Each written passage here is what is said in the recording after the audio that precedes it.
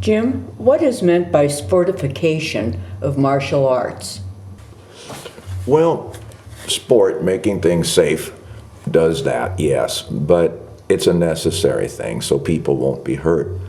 The idea of sport, changing fencing from a circle to a strip, was for sport. It's the worst thing you can do to go forward and backwards. But it makes for an interesting sport, the challenge, see. Originally it was a circle. The bull ring, was never a corral, it was a ring. The boxing ring is now a square. Why would that be? Because the square makes it more interesting. It changes things. In the case of the bull, you can't really do the square because the bull will kill you. So the ring is how you stay alive. The ring is there for the man, not for the bull. So as we see the sport mentality come into a variety of physical endeavors, from bullfighting to martial arts to boxing, whatever it may be, we see things change. Usually to make them either safer or more interesting, more challenging, and we say more interesting for those watching. This is now entertainment because it's a sport. So we have to see that we change things to make it more entertaining, more difficult. The sport then is appreciated, or people go, wow, how did they do that?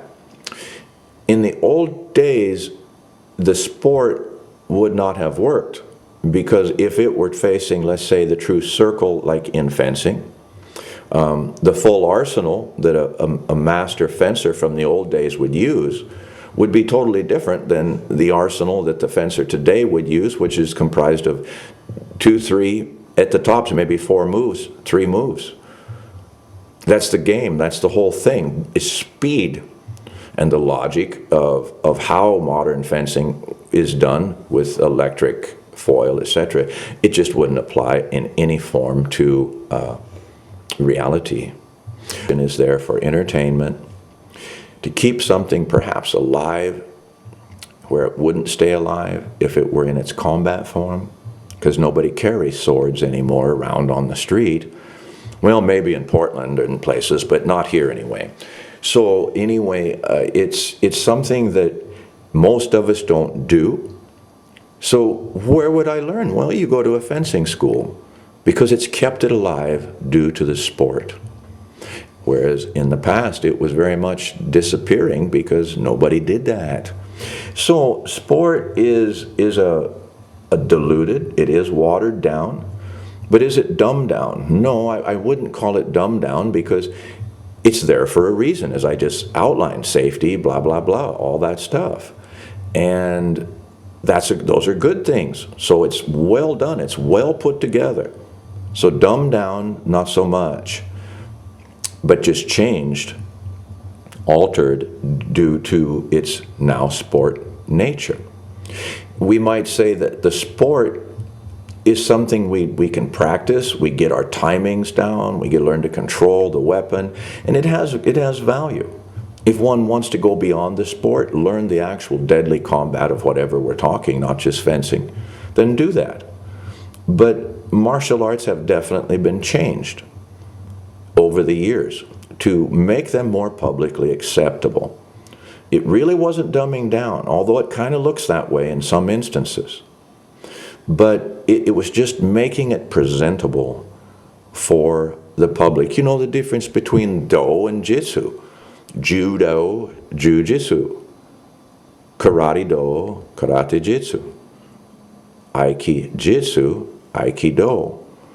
So just that fact right there, that change is very obvious. And that is the sport, that is the killing art. The jitsu being the killing art, the sport being the way of life, or Dao or Do. So yes, we have seen that, we totally embrace it, it's all part of the same family. But we must never mistake the sportified version and take it into the street as a combat thing. It won't fare as well. And to say, oh, the sport is a joke because look at all the deadly techniques I know in the combat version. Well, that's a sport. Do you want to kill people? No. This is a game. So we keep our heads straight. The difference between learning a combat drill where we learn the applications, the theories and all that is totally different than applying that knowledge that I learned from the drill into a combat setting. Well, it would be the same for sport. I would not apply my sport art in a combat, nor would I do vice versa.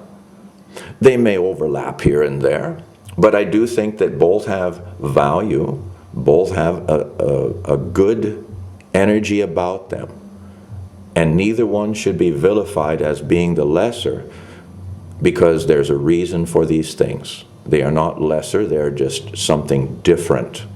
So we respect the sportsman, and we must absolutely respect the fighters, the real fighters, the killers, the people who use this in street settings. So when we look at this in the greater picture, we will see that there is no controversy. The media and many people, controversy sells magazines. It was the old saying. If we can create what is best, 9mm or 357, semi-auto or revolver? Here we go. Gotcha. And just put out one thing about hating 1911s. Oh my God, everybody will read it and scream.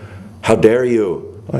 We love 1911s. We just did that to bring up our readership because controversy sells magazines, or in this case, brings people to your website.